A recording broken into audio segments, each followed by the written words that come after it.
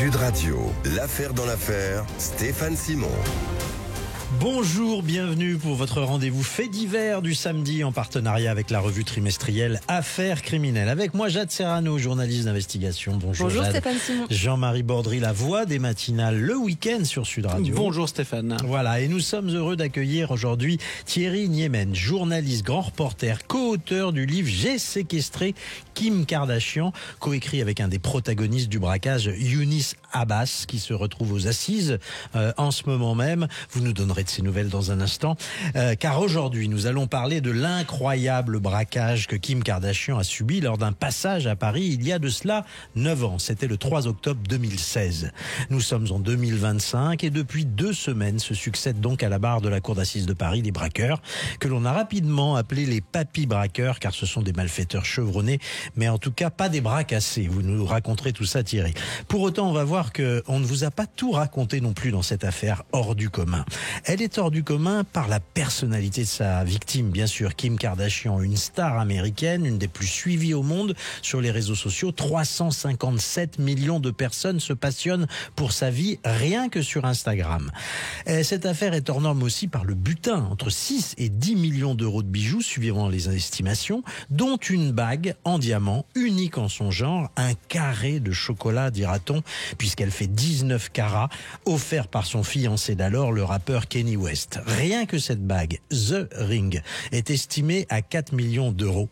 Et puis c'est une affaire hors norme aussi par le modus operandi du braquage. La star a été saucissonnée, comme on disait autrefois, c'est-à-dire ligotée.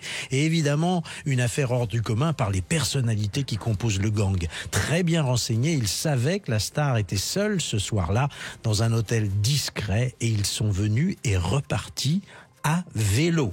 Mais voilà, revenons sur les faits, c'est Jade Serrano qui nous fait le récit du braquage de Kim Kardashian.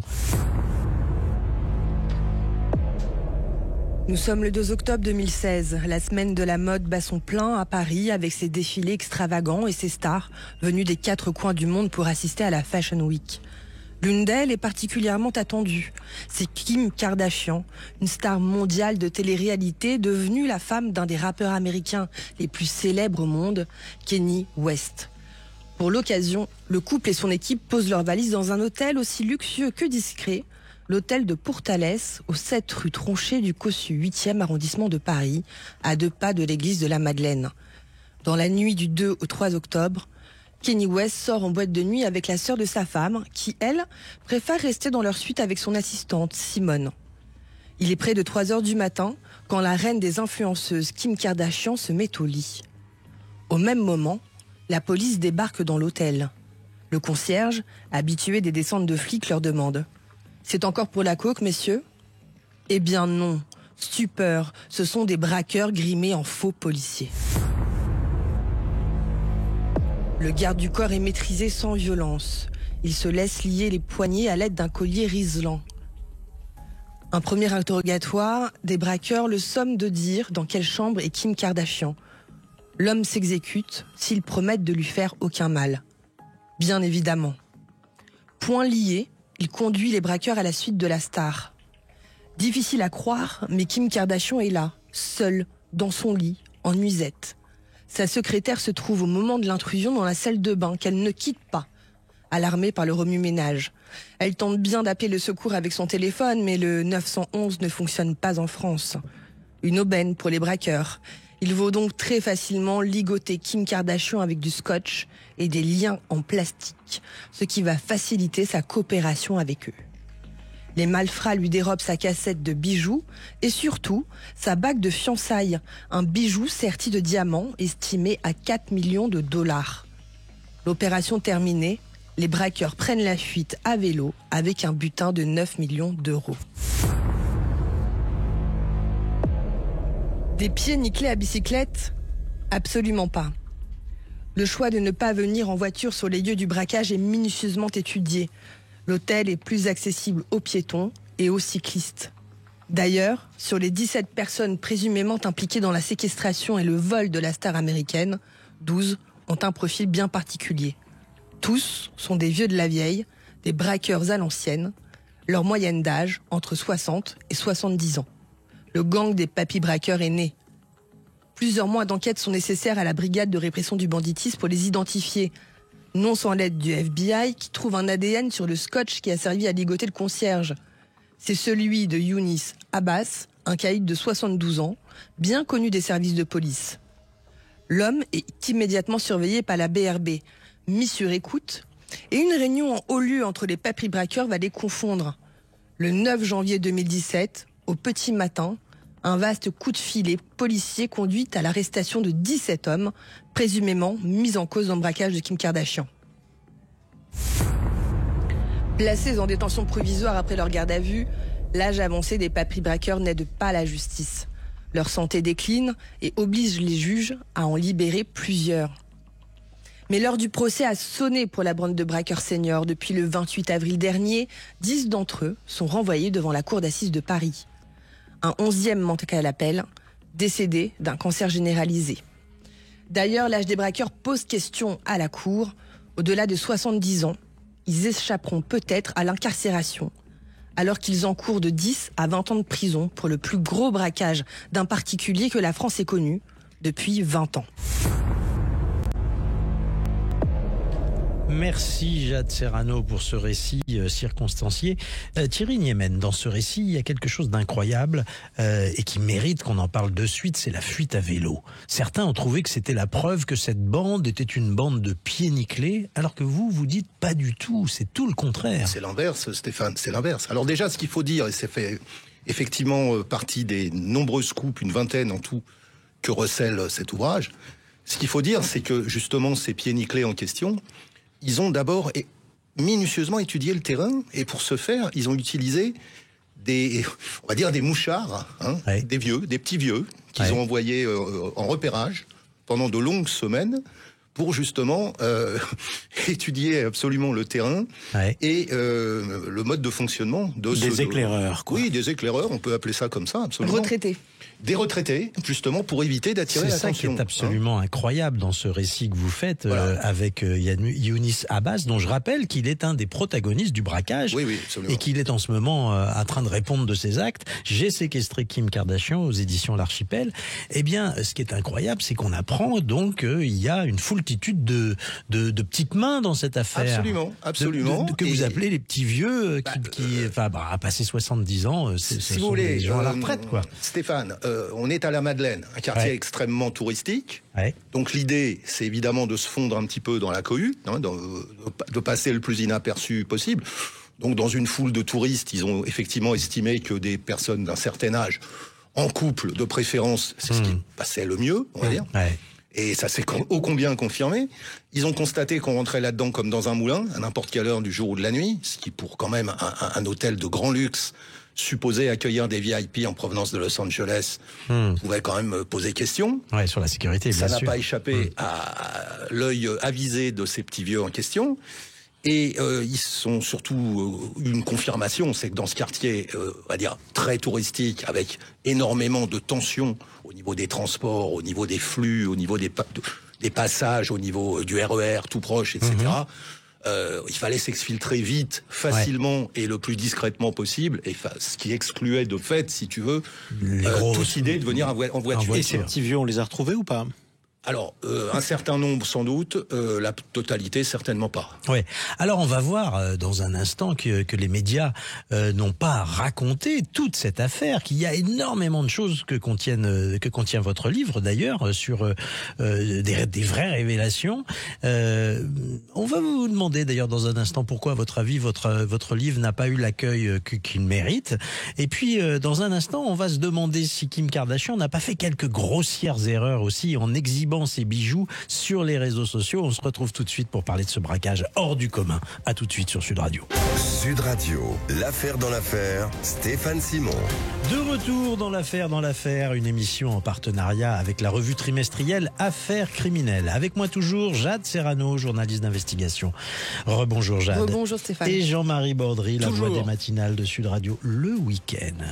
Nous sommes en compagnie de Thierry Niemen, journaliste, grand reporter, auteur du livre J'ai séquestré Kim Kardashian, qu'il faut absolument vous procurer, même s'il n'est pas si simple que ça à trouver, parce qu'il raconte évidemment comme personne le braquage de Kim Kardashian, puisque vous l'avez coécrit avec Younis Abbas, qui est un des protagonistes du braquage. Alors, vous avez compris, nous sommes le 3 octobre 2016 à Paris, en pleine Fashion Week. La star Kim Kardashian, qui a été ciblée par une bande de braqueurs bien renseignés, va se retrouver ligotée et tous ses bijoux dérobés. Un butin d'une valeur dont on a dit 9 millions au début, puis c'est plus vraisemblablement entre 6 et 9 millions d'euros. Mais très vite, les soupçons se portent donc sur une bande de sexagénaires qui n'en est pas à leur coup d'essai. Alors, je le disais, ce procès est aussi un procès unique car c'est la rencontre de deux mondes. D'une part, la rencontre de braqueurs à l'ancienne, avec un code de l'honneur, avec des façons de faire typiques des années finalement 80, 90, 2000. Et puis d'autre part, une victime toute désignée, j'allais dire auto-désignée, et par personne d'autre qu'elle-même, puisque c'est une star américaine qui s'exhibe beaucoup sur les réseaux sociaux. Elle est suivie par 357 millions de personnes. Alors évidemment, quand elle montre la bague en diamant de 19 carats offerte par son fiancé, eh ben, j'ai envie de dire que ça crée quelques vocations. Alors, je confirme et j'ajoute qu'il y a un passage tragicomique, effectivement, dans le livre, qui encore une fois recèle une vingtaine d'infos exclusives, mais là en l'occurrence où on est dans le tragicomique parce que Younis Abbas raconte, on va dire d'une façon assez truculente d'ailleurs, une scène surréaliste. Alors dans une série complètement tartignole, disons-le, où cette dame apparaît, on va dire, dans son quotidien à Los Angeles. Oui, là-bas. parce qu'elle adore, c'est un personnage de télé-réalité, elle s'est fait connaître comme ça. La famille Kardashian, c'est une série télévisée. Exactement, c'est celle-là, et c'est là qu'en fait il la découvre, parce que, comme vous l'avez souligné Stéphane, c'est un univers qui lui est totalement étranger. D'ailleurs, je confesse que moi-même, avant d'écrire ce livre, c'était vraiment pas ma tasse de thé. Et en fait, il la découvre dans une piscine, on va dire mollement lascive sur sa serviette, qui jette sa bague de 4 millions de dollars dans la piscine. Alors évidemment, pour les besoins du scénario, enfin si tant est qu'on puisse appeler ça un scénario, parce qu'ils vont la récupérer ensuite, mais pour marquer, on va dire, une période de tension avec son fiancé. Voilà. On imagine on va dire l'effet que ce genre de scène peut avoir quand même sur justement des braqueurs de cette génération. Voilà. C'est assez croquignolesque. Ça paraît surtout, c'est surtout un énorme gag. Écoutez, vous laissez tomber The Ring, comme a dit Stéphane Simon, justement devant ceux qui sont tout à fait chargés potentiellement de venir s'en emparer. Alors, un autre point critique, Kim Kardashian a choisi un hôtel qui est dans la catégorie des hôtels qu'on appelle les no-name hotels, c'est-à-dire des hôtels qui sont extrêmement discrets, sans façade, sans enseigne. On ne sait même pas qu'il y a un hôtel derrière la façade d'un immeuble chic, mais en vérité, ces hôtels sont des hôtels sans personnel, quasiment, très luxueux, mais qui vous laissent dans une grande solitude le jour où ça se passe mal. Mais ça va bien au-delà. Et justement, parmi les révélations de ce livre, que vous avez effleuré déjà tout à l'heure dans le petit conducteur que Jade a bien voulu opérer, effectivement, on découvre que, on y rentre comme dans un moulin, à n'importe quelle heure du jour et de la nuit. Et deux, en fait, il n'y a là qu'un concierge, un monsieur qui a été recruté apparemment dans des circonstances quand même assez particulières, essentiellement parce qu'il est anglophone. Alors il faut bien comprendre que ce lieu a d'abord vocation à accueillir des stars, d'autres pays que la France. D'autres pays que la France, et essentiellement quand même de Californie. Bon. C'est un hôtel dont les nuits atteignent des prix vertigineux, non ? On peut le dire comme ça. Ça se compte en milliers d'euros par an. On peut le dire comme ça. Comment expliquer que dans un hôtel où la nuit est à plusieurs milliers d'euros, monsieur et madame tout le monde puissent entrer facilement, même au-delà de 70 ans en couple, pour regarder s'il y a une porte de sortie derrière, s'il y a combien de passages. On n'entre pas comme ça chez un joaillier sur la place Vendôme. Alors voilà, donc déjà, premier aspect que ce livre, effectivement, on va dire, met un petit peu en exergue ce que vous venez de souligner, chers confrères. Deuxième aspect, ça coûte très cher, effectivement, mais pas que. Ça coûte aussi très cher, mais en plus, la plupart des stars qui sont venues dans cet hôtel, pour un grand nombre d'entre eux, ont des exigences. Et parmi ces exigences, il y a la cocaïne. On sait très bien que, voilà, dans ce milieu, c'est une pratique très répandue. C'est une exigence récurrente, sans faire de mauvais jeu de mots. Donc, il y a déjà eu, du coup, des descentes de police. Il y a déjà eu des descentes de police précédemment, avec perquisition à la clé, parce que, il y avait quand même, disons-le, du deal dans cet établissement. Et une consommation soutenue. Et une consommation assez soutenue. Ouais, donc c'est pour ça que le concierge ouvre la porte quand il en Donc à l'instant T où le concierge, et du coup en disant ça, moi je l'exonère, parce que j'ai lu et entendu que le concierge avait, à juste titre... On l'a désigné presque comme un complice. Voilà. Je vous interromps quand même, parce que est-ce que les braqueurs se sont dit, bon, apparemment, vu ce qu'on a observé sur place, il y a beaucoup de descentes de police pour la cocaïne, donc on va venir en policier parce que ça passera tout seul. Est-ce qu'ils se le sont dit, ça? J'ai tendance encore une fois à insister sur le fait que c'est le contraire d'un casse de pied nickelé. Donc ils se le sont dit. Donc il est très probable qu'ils se le sont dit. Et personnellement, je n'en doute pas une seule seconde. Voilà, ce sont des truands chevronnés qui ne font pas couler le sang, qui ne sont pas violents, contrairement... Non, attention, il y a de la violence dans cette affaire. Il y a de la violence. Comme dans tout braquage. Il n'y a pas de saucissonnage pacifiste. Voilà, non, comme dans tout braquage, il y a de la violence. Mais je veux dire, on n'est pas dans un schéma de brutalisation de quiconque. Même on va dire l'immobilisation, évidemment, menaçante du concierge. On menace quelqu'un quand on l'immobilise, c'est évident, mais c'est opéré sans violence gratuite. Bon, en tout cas, quand ils se font passer pour des policiers, il est de bon ton de penser qu'ils savent pertinemment que ça passera. Que ça va passer comme une lettre à la boîte, puisqu'il y a eu ces perquisitions antérieures. Bon. Donc, c'est pas du tout un casse de pied nickelé. 2, il a été très largement préparé en amont. J'ai déjà cité l'exemple des petits vieux en repérage, que vous avez qualifié, chers confrères, d'éclaireurs. C'est tout à fait ça. Donc, on est très loin d'une improvisation et d'un casse, on va dire comme ça, qui tombe du ciel, simplement parce qu'on a bu un petit Ricard de trop le matin, quoi. Voilà. Alors, ces hôtels, faut le préciser, ils sont très recherchés parce que on sait que dans les palaces parisiens, il y a toujours des stars qui descendent, donc il y a toujours des fans, des paparazzis, et il y a rien qui effraie plus une star américaine quand elle vient à Paris que de se retrouver dans les grands palaces parisiens qui auront l'avantage d'avoir du personnel, une vidéosurveillance de pointe, etc., mais qui draine une foule de curieux, quoi. Oui, bien sûr. Et là, on se retrouve avec donc dans ce no-name hôtel qui est donc par définition extrêmement comment dirais-je perméable à une intrusion. Absolument, absolument. Mais donc encore une fois, il est souhaitable de pouvoir s'exfiltrer facilement, discrètement et rapidement, ce qui exclut l'utilisation de la voiture ou d'un véhicule lourd, on va dire. Mais je le rappelle, donc. Le commando a agi en 2 équipes, l'une à pied et l'autre à vélo. Là encore, certains se sont gaussés, notamment sur certaines chaînes TNT que je ne nommerai pas. C'était pas du tout une faute de leur part. Ça leur a quand même permis, même avec des épisodes imprévus, de s'exfiltrer sans trop de dommages. Absolument. Alors là, disons un mot sur l'assistante qui s'appelle Simone, je le rappelle, l'assistante de Kim Kardashian. Elle ne va pas sortir de la salle de bain. Et alors c'est incroyable parce qu'elle essaye d'appeler la police, mais elle se trompe, elle appelle comme à New York, 911. Oui, alors là, bon. 911. Oui, alors c'est vrai que c'est l'une des nombreuses révélations exclusives de ce livre. Il y en a encore beaucoup d'autres, mais là je me garderais bien de me moquer parce que bon, on a quand même 2 femmes qui se retrouvent seules, qui se font braquer, qui sont face à un commando à une heure avancée de la nuit, avec des types tout en noir, animés d'intentions apparemment quand même peu recommandables. Et il y a évidemment de la panique, Stéphane, qui s'empare de ces 2 femmes. Vous avez dit qu'ils les ont menacés. Ils les ont menacés avec quoi ? Alors, bon, apparemment, il y a une arme qui a été introduite dans... Donc, ils les ont braqués avec un pistolet. Je dis bien une arme, et non pas un arsenal de Kalachnikov, comme on a pu l'entendre sur certaines chaînes, TNT.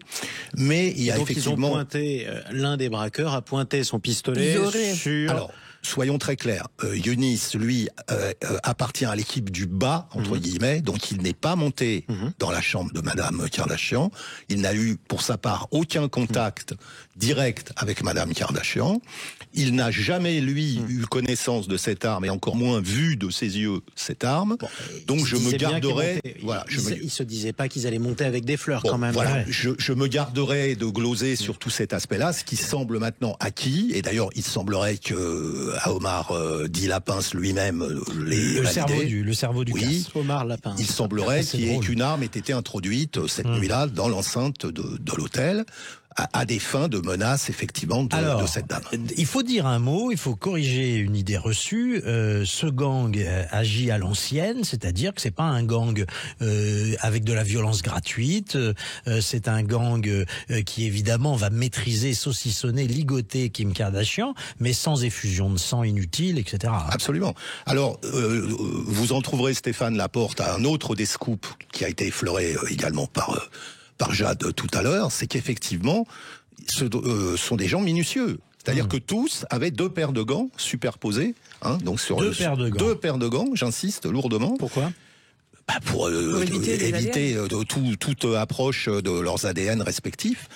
Et c'était le cas notamment de Younis, qui a donc immobilisé le concierge de la manière la plus, on va dire, soft qui soit, puisque le concierge, d'entrée de jeu, n'a opposé aucune résistance. Hein, et c'est tout à son honneur. Et là encore, je comprends son attitude. Alors, dans un instant, on revient sur l'enquête qui a permis l'arrestation de la bande de papy braqueurs. Quelles erreurs ont-ils commis? Qu'est-ce qui a mis la police sur la piste de cette équipe? On en parle dans un instant sur Sud Radio. Sud Radio, l'affaire dans l'affaire, Stéphane Simon. Retour dans l'affaire sur Sud Radio, une émission en partenariat avec la revue Affaires criminelles.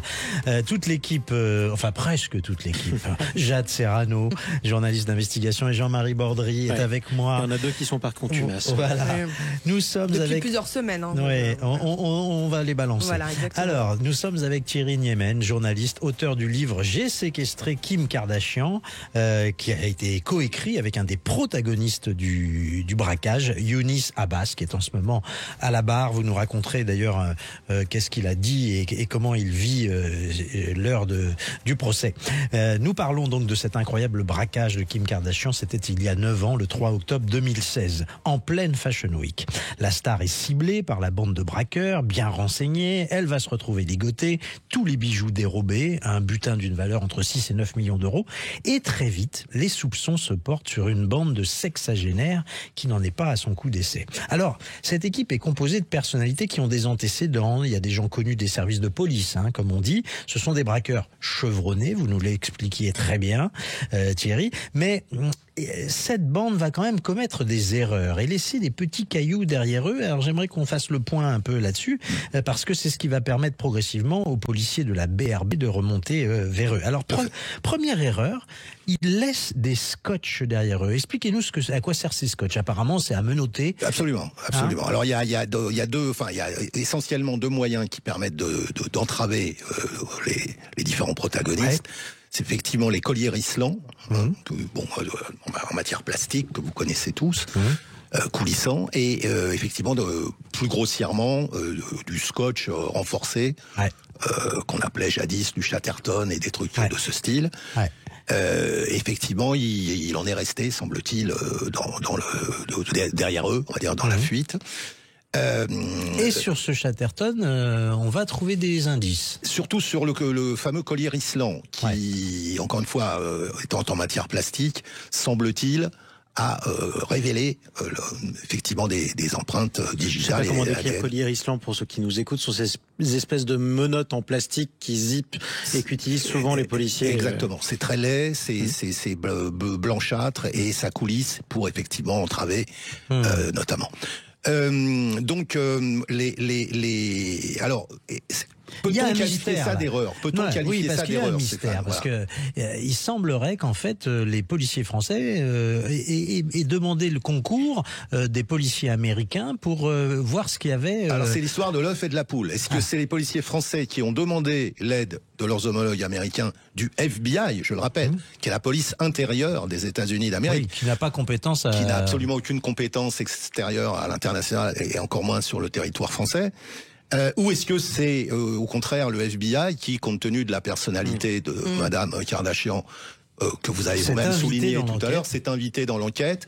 On n'a pas vraiment la réponse, mais la seule chose qu'on sait, c'est que les moyens dont ont disposé les policiers français dans le cadre de cette affaire était, là encore, sans précédent. C'est vraiment l'affaire de... Alors, c'est l'affaire de tous les superlatifs, ça a été dit tout à l'heure. C'est la plus grande influenceuse au monde, oui. C'est la plus longue instruction d'une affaire au monde, c'est le plus gros préjudice sur un particulier en France. Ça, c'est pour les faits, mais il n'y a aucun doute.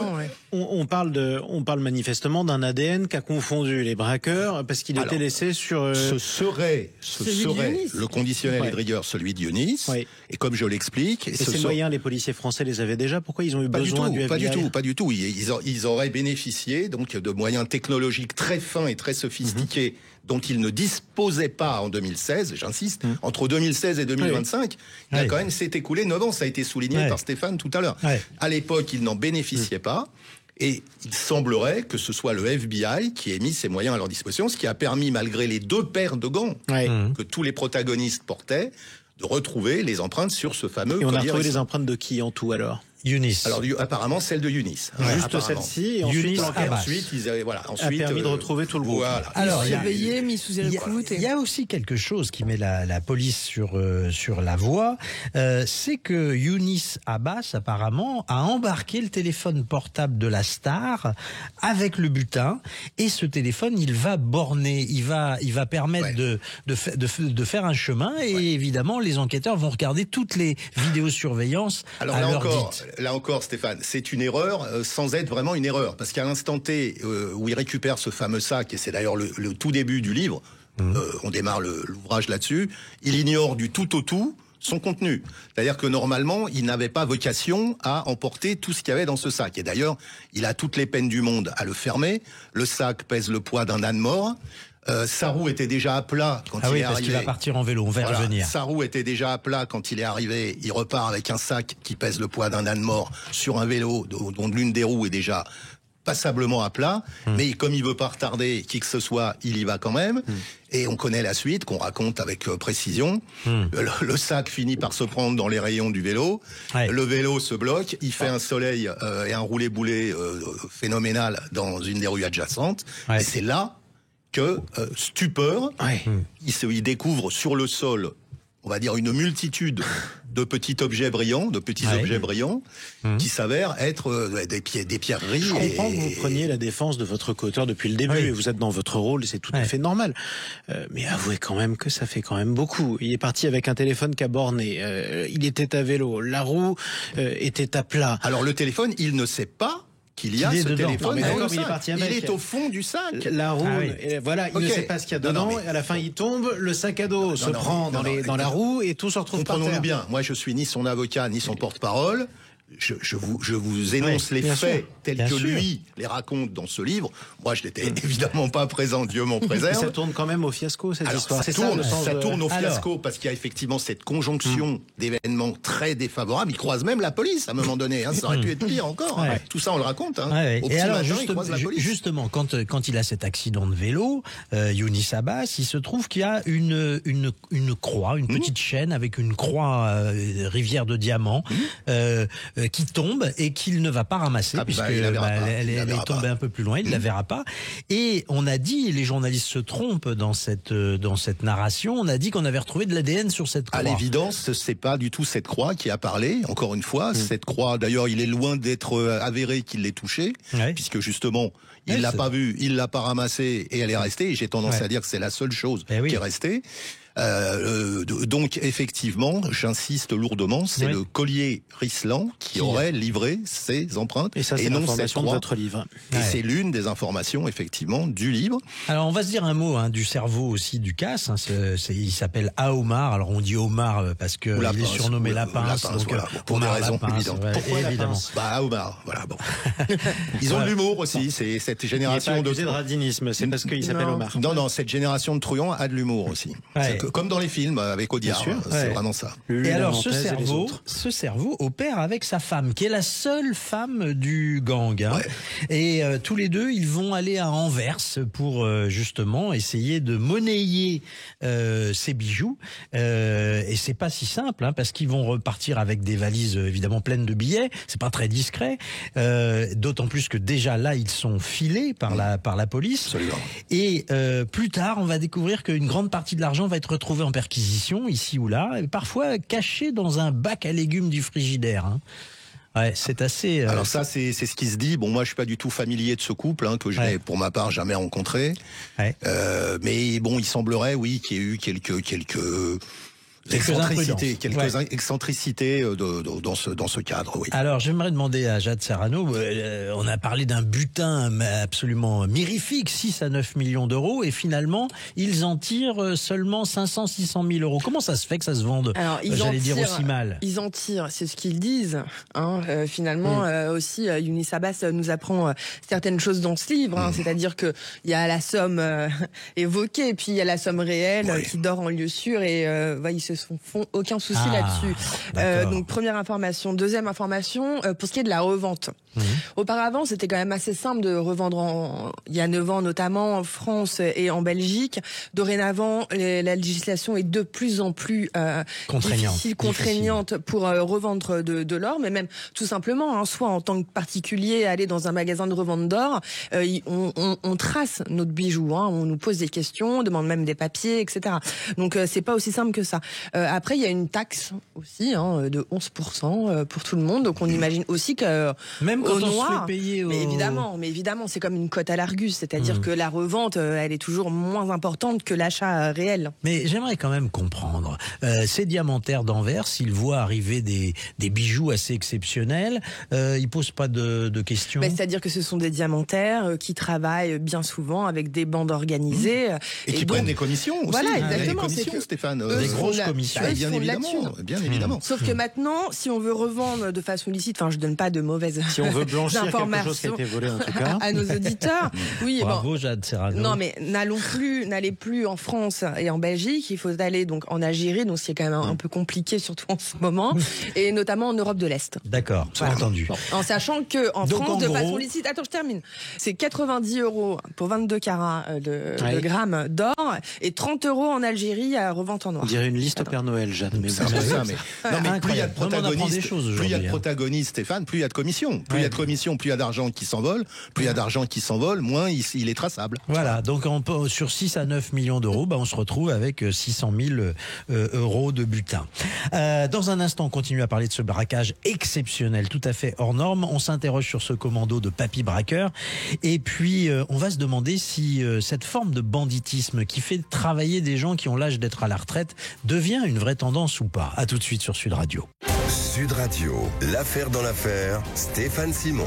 Retour dans l'affaire, une émission en partenariat avec la revue trimestrielle Affaires criminelles. Je suis avec Jade Serrano, comme à l'accoutumée, journaliste d'investigation, toujours la bienvenue, et évidemment la voix des matinales. C'est déjà pas mal. C'est déjà pas mal. Mais vous avez des talents d'imitateur ou pas, C'est gentil, Jean-Marie? Je pourrais essayer un jour. Alors, nous parlons aujourd'hui de l'incroyable braquage de Kim Kardashian il y a 9 ans, le 3 octobre 2016. Le procès a lieu actuellement aux assises de Paris. Un butin incroyable d'une valeur de 6 à 9 millions d'euros en bijoux. Le procès des braqueurs, je le disais, a démarré il y a 2 semaines. Et nous sommes avec Thierry Niemen, qui est journaliste, qui est grand reporter, journaliste auteur de ce livre, Comment j'ai séquestré Kim Kardashian. Enfin, j'ai séquestré Kim Kardashian, parce que vous l'avez écrit à 4 mains avec Younis Abbas, un des protagonistes qui est à la barre en ce moment. D'ailleurs, comment va-t-il? Comment vit-il aujourd'hui ce rendez-vous qu'il avait avec lui-même? Alors, comment va-t-il? Pas très bien, mais c'est très relatif, parce que c'est quand même lui qui va le mieux quand on le compare aux autres. C'est un petit peu la célèbre ancienne. Quel âge a-t-il maintenant? Alors, 72 ans. 72 ans. Il est quand même cardiaque, diabétique, hypertendu, et il démarre un Parkinson. Donc, c'est quand même pas non plus un perdreau du matin, comme on dit. Il a des enfants? Il a des enfants, il a des petits-enfants. Ça doit être étonnant de voir quand même les petits-enfants qui voient papy. Je pense qu'il y a quand même des précautions qui sont prises, on va dire, intrafamiliales, on va dire, pour éviter justement ce que vous évoquez. Mais je tiens à le dire, c'est un père très aimant, c'est un grand-père très aimant, c'est un voisin exemplaire, puisque on habite la même commune. Et c'est, disons-le, quelqu'un qui assume quand même. Alors dans cette justement, affaire, hein, c'est ça qui est incroyable dans cette affaire. Vous allez pouvoir le faire parce qu'il n'y a que 2 protagonistes. Voilà. Il y a 17 personnes qui ont été interpellées, mais il y en a que 2 qui ont reconnu les faits. Donc Younis Abbas, votre co-auteur, et puis le cerveau, Omar Lapince. Ouais. Oui, alors justement, je voulais effectivement insister là-dessus dès le début. On va dire dès qu'ils sont tombés, hein, pour être tout à fait clair. Younis a assumé ses responsabilités dans cette affaire. Il a avoué tout de suite. Mais il avoue ce qu'il a fait. Encore une fois, lui, et il ne veut pas, évidemment, donner les autres. Alors, donner les autres, ça c'est hors de question. Il donne personne, y compris dans le livre. Hein, hormis Lapince, on parle de personne nommément. Parce que Lapince, lui, a reconnu aussi les faits. Parce que Lapince a reconnu aussi les faits. Et d'ailleurs, on l'appelle que Lapince dans le livre. Il n'y a pas de vrai nom donné. On ne donne même pas son identité. Je tiens à insister là-dessus. Et d'autre part, Younis, non seulement a assumé ses responsabilités dans cette affaire, mais moi, je n'hésite pas à aller un pas plus loin.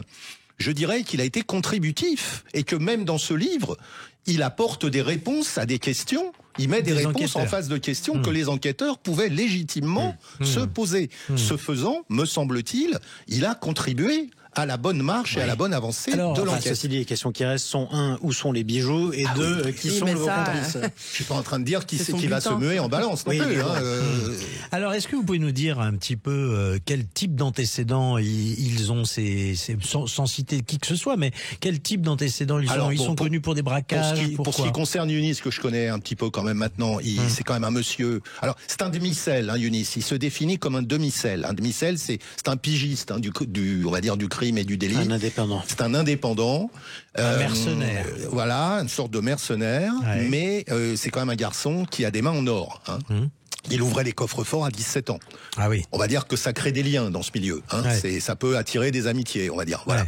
Ouais, donc à 17 ans déjà, il avait une habileté, on va dire, hors du commun sur toutes ces questions. Et son casier judiciaire, c'est quoi alors son casier judiciaire, donc c'est un monsieur qui n'a jamais fait couler le sang, en aucune façon. J'insiste bien là-dessus, sinon d'ailleurs j'aurais pas fait le livre, je le literais sans détour, hein. Mais qui a effectivement, ouvert des coffres, braqué, participé à des braquages de banque. C'est un cambrioleur. C'est un cambrioleur.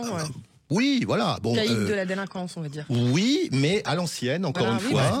C'est-à-dire que voilà, il y a cette idée de prise de risque, il y a cette idée j'ai envie de dire si, quand même. Vous êtes bien romantique, hein, quand même. Non, encore une fois, je veux dire, d'ailleurs, ça a été dit tout à l'heure. C'est des gens qui risquent 10 à 20 ans de prison. Non, mais en plus, quand ils se font attraper, ils payent, hein. Ils payent et sans balancer les autres. Alors justement, ce que révèle la deuxième partie du livre, et je l'évoque du coup, c'est que c'est quand même un monsieur qui a passé 20 ans de sa vie en prison. Il a 72 ans aujourd'hui, près du tiers de sa vie en prison, qui assume, on va dire, qui en assume les 2 tiers, mais qui conteste le dernier tiers. Et il le conteste avec des arguments, quand vous aurez l'occasion de lire le livre, qui quand même peuvent éveiller un certain sentiment d'intérêt. Alors disons un mot du cerveau. Lui, il est connu pour avoir orchestré aussi d'autres braquages comme ça. Bien sûr. C'est un truand chevronné, à l'ancienne aussi. Il est un peu plus âgé. Hein. Ils se connaissent depuis un demi-siècle. Se respectent, évidemment. C'est des gens du 9-3, comme on dit. Oui. Bon, même si bien renseigné. Oui, même si Omar a pu vivre aussi dans le 9-4, je crois, de mémoire. Mais bon, oui, c'est clairement dans le 9-3 que tout ça c'est noué et c'est lié. Et oui, c'est une rencontre très imprévue entre Beverly Hills et Est-ce qu'aujourd'hui il regrette d'avoir fait de Kim Kardashian leur cible? Alors, pour ce qui est de Younis, encore une fois, je ne prononcerai pas pour les autres, mais non seulement il regrette, non seulement il l'exprime à tour de bras, mais il va le faire encore. Mais qu'est-ce qu'il regrette? Le principe même du braquage, le fait d'avoir choisi Kim Kardashian, qui a fait débarquer jusqu'au FBI et qui faisait qu'il avait quasiment aucune chance de s'en sortir. Lui, il dit qu'il n'a compris que c'était Kim Kardashian que le lendemain du braquage, puisque encore une fois, j'insiste bien, il ne l'a pas vu, il ne l'a même pas croisé. C'est le lendemain, en ouvrant les chaînes TNT, qu'il a pris conscience de l'affaire. Voilà. Donc, a posteriori... D'ailleurs, il a fait un pépin cardiaque peu de temps après, donc on peut imaginer quand même que ça a déclenché chez lui un stress non négligeable. Il regrette tout, c'est-à-dire il regrette à la fois d'avoir mis autant de temps à comprendre qu'elle avait vécu un traumatisme psychologique terrible. Il regrette d'avoir fait ce qu'il appelle le casse de trop, hein, qui finalement n'a rien rapporté, on l'a dit, mais qui corse l'addition potentiellement pour lui. Qui risque de lui faire finir ses jours en prison, malheureusement. Bon, alors on espère quand même enfin encore une fois, compte tenu de l'âge, de l'état, des différents protagonistes. Mais il y a peut-être un bracelet électronique. Et du fait qu'il a quand même très largement contribué à la bonne manifestation de la vérité. La bonne manifestation de la vérité. On espère tous quand même que tout ça sera pris en compte. Voilà. J'aimerais, Thierry, profiter de votre présence pour vous demander votre commentaire sur un constat que je fais. J'ai l'impression qu'il y a quand même de plus en plus d'affaires où des personnes qui sont dans la fleur avancée de l'âge sont mises en cause. On a l'impression qu'il y a un phénomène nouveau, celui des papis braqueurs. Alors ça, je l'explique un peu dans mon deuxième ouvrage qui s'appelle Le gang des machines à sous et que je vous engage, surtout si vous êtes passionné. J'aurais bien aimé le lire, surtout mais si vous êtes passionné de criminologie, que je vous engage à lire. Effectivement, il y a eu une espèce d'autodestruction du grand banditisme français à la fin de cette période dorée des machines à sous qui leur a permis, on va dire, de vivre très grassement pendant une quarantaine d'années en dormant quasiment, mais qui a généré une guerre des gangs terrible en même temps, puisqu'ils voulaient évidemment s'assurer le contrôle de cette manne. Et ils se sont entretués pour ça. Et ça a quand même généré beaucoup de difficultés. Ça s'est terminé avec la mort du Belge, Francis le Belge, à quelques dizaines de mètres de l'Élysée, hein, au début des années 2000, rue d'Artois. Rue d'Artois, voilà, en très face exactement. du 9 rue d'Artois. Exactement, bravo Stéphane. Donc j'en déduis que vous aimez la criminologie. Bien sûr, donc il faut vraiment on n'est lire pas là ce par livre. hasard. Il faut vraiment que vous lisiez mon deuxième ouvrage aussi. Et du coup, les survivants, j'ai envie de dire, de cette époque, et j'ai fait ce livre avec 2 d'entre eux, d'ailleurs, qui sont encore plus âgés que lui, et qui ont eux-mêmes bien vécu de cette période dorée. Pourquoi ça revient en ce moment? Et parce que vous l'avez un peu effleuré tout à l'heure. Je veux dire, c'est cette époque un peu dorée où il y avait quand même encore la mentale, où il y avait encore, je parlerai pas de code d'honneur pour ma part, mais un code de valeur chez eux.